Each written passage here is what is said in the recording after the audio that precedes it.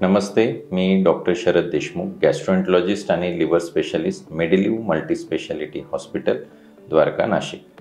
तर आज आपण कॉन्स्टिपेशन म्हणजेच बद्धकोष्ठता याबद्दल चर्चा करणार आहोत. जर एखाद्या व्यक्तीस रोज सकाळी उठल्यानंतर पोट साफ होत नसेल किंवा त्याला शौचास जाऊनसुद्धा पूर्णपणे पोट साफ झाले नाही असे वाटत असेल किंवा शौचास जोर लावावा लागत असेल, कुंथावे लागत असेल, शौचास कडक होत असेल किंवा बोट घालून शौच साफ करावं लागत असेल किंवा तशी इच्छा होत असेल आणि 10 ते 15 मिनिटपेक्षा जास्त वेळ शौचास बसावं लागत असेल आणि वारंवार शौचास जाण्याची इच्छा होत असेल तर अशा व्यक्तीस बद्धकोष्ठता म्हणजेच कॉन्स्टिपेशन आहे असे आपण म्हणतो. या कोणत्या व्यक्तीमध्ये कॉन्स्टिपेशन होते किंवा कॉन्स्टिपेशनचे प्रमुख कारणं काय आहेत? तर प्रामुख्याने लहान मुलांमध्ये कॉन्स्टिपेशन व्हायचे प्रमुख कारण म्हणजे पुअर टॉयलेट ट्रेनिंग, म्हणजे त्यांना नियमित शौचास जाण्याची जी काही ट्रेनिंग आपण देतो ती व्यवस्थित होत नाही. आणि दुसरं म्हणजे सध्याच्या मॉडर्न कल्चरमध्ये प्रत्येक घरामध्ये वेस्टर्न टॉयलेट असल्यामुळे मुलांना व्यवस्थित जे काही इंडियन सिटिंग पद्धत आहे त्या पद्धतीने शौचास बसवल्या जात नाही आणि त्याच्यामुळे ते शक्यतो उभं राहून शौचास करतात आणि त्यावेळेस जर त्यांना शौचास कडक होत असेल आणि त्यामुळे त्यांना दुखत असेल तर ते शौचास जायला टाळतात.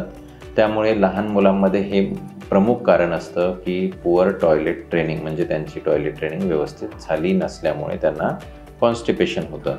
त्यामुळे अशा मुलांमध्ये खूप गरजेचं आहे की त्यांच्यासाठी इंडियन टॉयलेटचा वापर करावा आणि त्यांना रोज सकाळी उठून शौचास जाण्यासाठी आग्रह करावा आणि त्यांच्या रोजच्या आहारामध्ये भरपूर पाणी पिणे, तसेच मैद्याचे पदार्थ जसं बिस्किट, ब्रेड, कुकीज या गोष्टी घेणे टाळायला हवं.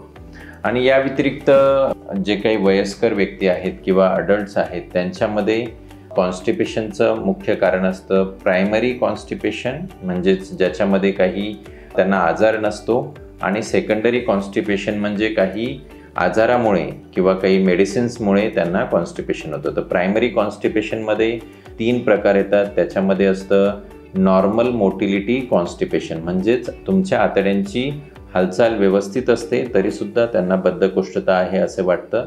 दुसरं असतं स्लो ट्रान्झिट कॉन्स्टिपेशन, म्हणजेच त्यांच्या आतड्यांची हालचाल कमी असल्यामुळे आपल्याला डेली पोट साफ होत नाही. आणि तिसरं असतं IBS कॉन्स्टिपेशन. IBS कॉन्स्टिपेशन म्हणजे रुग्णास पोट साफ न झाल्यामुळे त्याच्या पोटात दुखतं किंवा त्याला नेहमी डिस्कम्फर्ट फील होतो आणि त्यालाच आपण इरिटेबल बाउल सिंड्रोम म्हणजेच IBS कॉन्स्टिपेशन असं म्हणतो. यानंतर एक असतं पेल्विक फ्लोअर डिस्फंक्शन, म्हणजेच जे प्रामुख्याने स्त्रियांमध्ये आढळतं, कारण जर डिलिव्हरीच्या वेळेस त्यांना काही शौचाच्या जागेस ऑपरेट केलं असेल, जसं त्याला इपिझोटोमी म्हणतो, किंवा तिथे डिलिव्हरीच्या वेळेस जोर लावल्यामुळे तिथल्या ज्या मसल्स आहेत त्या वीक होतात आणि मग अशा वेळेस जी शौच आहे ती बाहेर काढण्यासाठी प्रॉपर प्रेशर अप्लाय होत नाही आणि त्याच्यामुळे त्यांना ती तिथे शौच अडकते आणि अशा वेळेस ते बोटाने काढावे लागते. यालाच आपण पेल्विक फ्लोअर डिस्फंक्शन असं म्हणतो.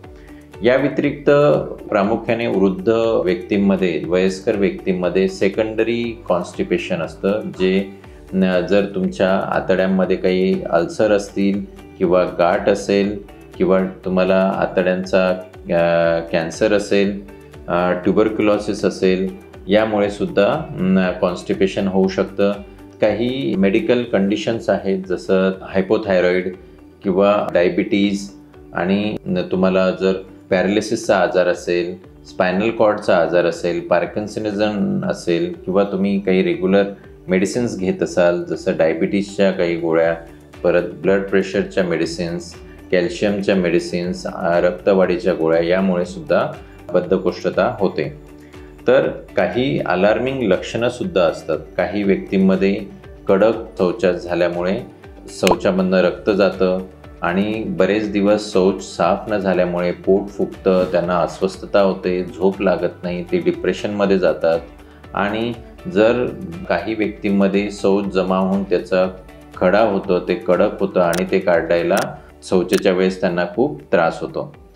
तर आता आपण जाणून घेणार आहोत की कोणत्या व्यक्तीने डॉक्टरांचा सल्ला घ्यावा, म्हणजे ज्याला कॉन्स्टिपेशन आहे त्यापैकी कोणत्या व्यक्तीने डॉक्टरांचा सल्ला घ्यावा. जर आपल्याला कॉन्स्टिपेशनचा त्रास हा खूप दिवसांपासून असेल आणि तो तुमच्या घरगुती रुटीन उपायाने जसं नियमित एक्सरसाइज, जीवनशैलीमध्ये बदल करून सुद्धा इम्प्रूव्ह होत नसेल तर आपण नक्कीच डॉक्टरांचा सल्ला घ्यावा. या व्यतिरिक्त जर शौचामधनं रक्त जात असेल आणि तुमच्या ज्या काही बॉवेल मुवमेंट्स आहेत, म्हणजे जी काही रोज शौचाला जाण्याची पद्धत ती अल्टर्ड झाली, म्हणजे कधी तुम्हाला जुलाब होतात, कधी कॉन्स्टिपेशन होतं, तर अशा व्यक्तीने डॉक्टरांचा सल्ला जरूर घ्यावा. या व्यतिरिक्त जर आपल्याला डेली गॅस पास होताना त्रास होत असेल आणि पोट एकदम गच्च झालेलं असेल तर मग नक्कीच डॉक्टरांचा सल्ला घ्यावा. तर या व्हिडिओमध्ये आपण जाणून घेतले की बद्धकोष्ठतेचे लक्षणं काय असतात, त्याची कारणं काय असतात, आपण डॉक्टरांचा सल्ला केव्हा घ्यायला हवा, आणि पुढील व्हिडिओमध्ये आपण जाणून घेणार आहोत याच्या उपचाराबद्दल, म्हणजेच घरगुती उपचार, आहारामध्ये काय बदल करावे, त्याच्यासाठी काय मेडिसिन्स घ्याव्या. जर आपल्याला कॉन्स्टिपेशनबद्दल काही शंका असतील तर तुम्ही मला medilivhospital@gmail.com इथे ईमेल करू शकता किंवा तुम्ही मला व्हॉट्सॲप करू शकता 8080883074 या नंबरवर. आणि आपण बद्धकोष्ठतेच्या उपचारासाठी नक्कीच पुढील व्हिडिओ बघा आणि please subscribe our YouTube channel.